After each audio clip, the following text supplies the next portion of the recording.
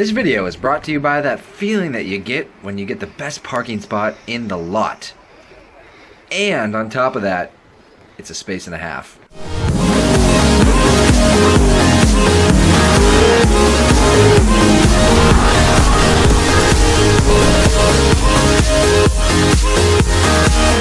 What is up, you sexy mofos? Today is another shitty cloudy day in San Diego. I swear, that never happens. That's the first time, I swear to God. Let's see if we can get rid of this shitty weather.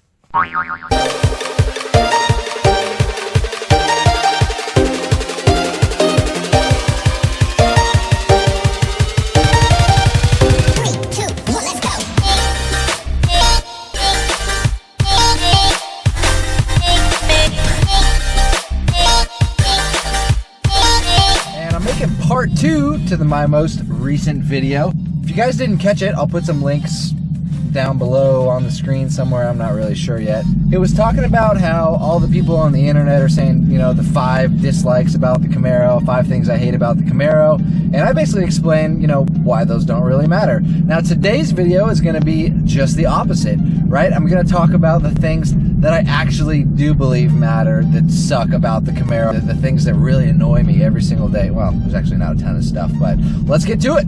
I put up a post on the Camaro 6 forums. By far, the #1 biggest thing that everybody said was storage. So in terms of storage in the middle console, you've got this tiny little box here. Someone did mention that, you know, it is in the shape of a gun. You could put a gun in there, but I live in California, so I'm not going to test that out since we have the shittiest laws out of all the states. But another annoying thing also about the storage is that for whatever reason, this thing decides it needs to come all the way back. So if you do want to lift it up, you kind of got to throw your arm all the way back here. Really annoying. Other than that, you've got your standard glove box here that's pretty normal sized. There's nothing up here to hold anything. You know, usually you have some kind of pad up here to put your phone or your keys or your wallet or something like that, but obviously this entire thing is taken up by the gear knob. So this is about all you got. Slightly better than a Lamborghini, but not by much. The next thing is something that I can't really show you, the cooled seats. Now for anybody who has the 2SS option, you probably know that the cooled seats are garbage. So you've got 3 levels of seat cooling here, and there should never be any reason to go less than 3, just because 3 sucks already as it is. Right? It's not very cold. There's not much air coming out. It might cool your ass off on a hot day or cool the leather seats down. Now what I can show you guys is the areas that the air actually comes out. So on the vented seats, you can see here these tiny little holes in the seat to let the air come through. Unfortunately, all you get is this pad and this pad for your ass. This, and this pad for your back. So you got holes that go all the way up to here, but for whatever reason, the seat cooling doesn't come out, and what does come out, it's the tiniest little bit of air blowing on your back. Again, it'll cool you off on a hot day. It might get the job done, but it is far from the best seat cooling that I've sat in, and this seems to be a Chevy issue as well. I was recently in a Malibu that we rented when we were in Vegas, and that seems to be the same thing as a brand new 2017 Malibu. Seat coolers suck. They must use the same system for all of them. So you guys out there buying Chevys in general or Camaros, looking at the 2SS, the vented option, it is nice. It does cool your ass down a little bit, especially if you got a sweaty butt crack from the gym, but don't count on it to be a lifesaver. Of course I gotta bring up on this review, visibility. That's right, you guessed it. Now I'm not talking about front visibility. For anybody that complains about front visibility and the fact that the roof line is low and you know, you don't get much space here, you know, go fuck yourself. You're driving a Camaro, it's a sports car, you're gonna have to deal with it. My biggest complaint is rear visibility, and I'll show you what I mean by that. Now, if you're trying to parallel park this thing, you're gonna have a tough time. You can't really see much, right?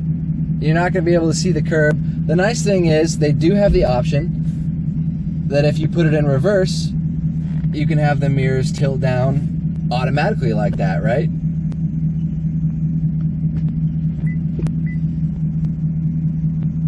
Kind of a nice feature. The problem there is that if you do use that, now when you're backing out of a normal spot, you've got your fucking mirrors tilted down and you can't see behind you.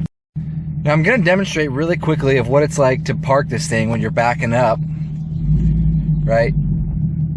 It's not the easiest thing to do just using purely a backup camera. See if we can get close enough to the curb here. And as you start backing up, you start getting these fucking beeps all over the place. Now it's gonna beep at me. I mean, can anybody fucking tell me how far I am from this car right now?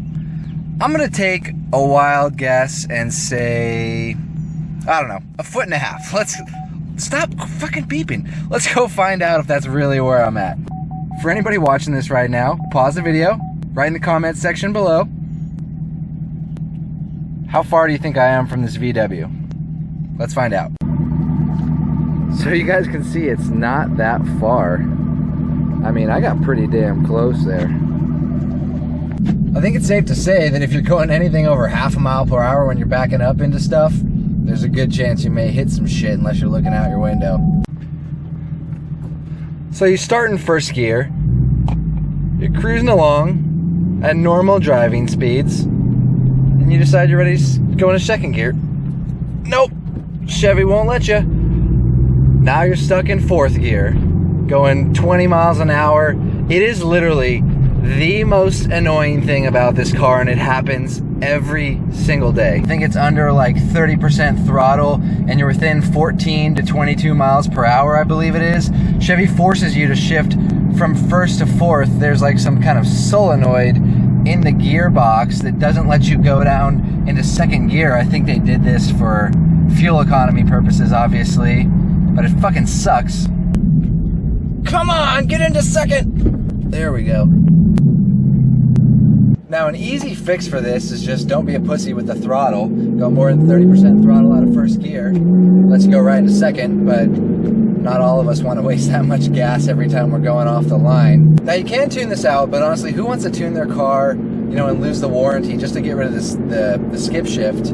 I do believe there is a product for the 5th gen Camaros. It's called a skip shift eliminator. You can look it up on Amazon on the Camaro forums. I know some people have been trying to get them to work in the 6th gens.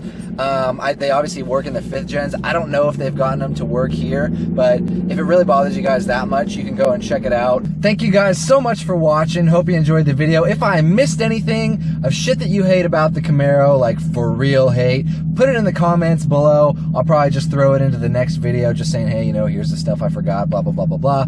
Next video I'm doing is a review of all the cool camera stuff that I just got.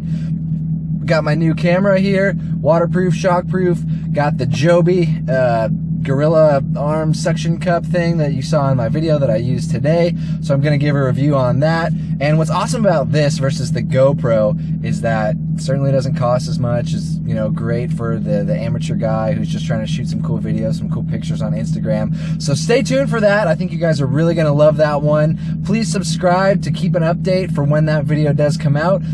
Throw me a thumbs up if you guys like the video, and I'll see you next time, assuming that it doesn't rain.